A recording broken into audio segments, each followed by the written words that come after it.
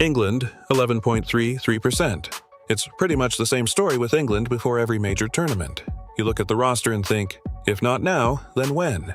Kane, Bellingham, Saka, Rice, Gordon. A solid defense. Depth at almost every position.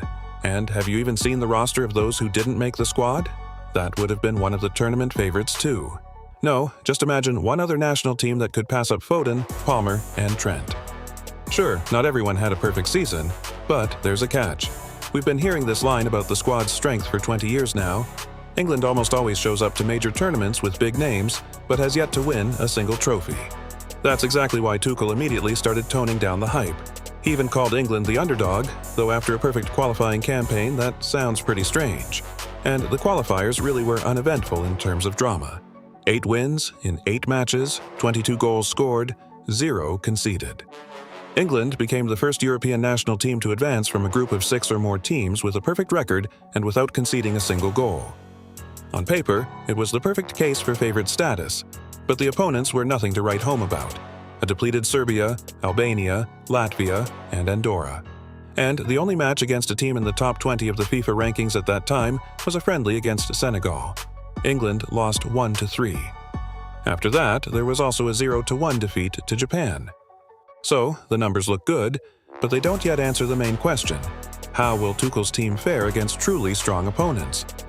It's clear that Tuchel doesn't want to repeat England's old mistake of simply bringing all their star players to the tournament and then trying to figure out how to fit them onto the field. Thomas has selected the players who are in the best form right now, so England's squad may not look as star-studded as it could. On the other hand, according to the coach's plan, the team should be more manageable. But there's a downside. When you leave Palmer, Foden, and Trent at home, you automatically take away some of the team's unpredictability. Yes, England still has Bellingham, Saka, Kane, and Rice, but if the opponent sits deep, closes down the center, and forces them to break down a tight defense, the question of creativity will still come up. In that sense, Tuchel is taking a risk. If the team stays united and goes far, he'll be hailed as the man who finally cured England of its star overload. Otherwise, everyone who stayed home will be remembered. The group isn't as straightforward as it might seem either.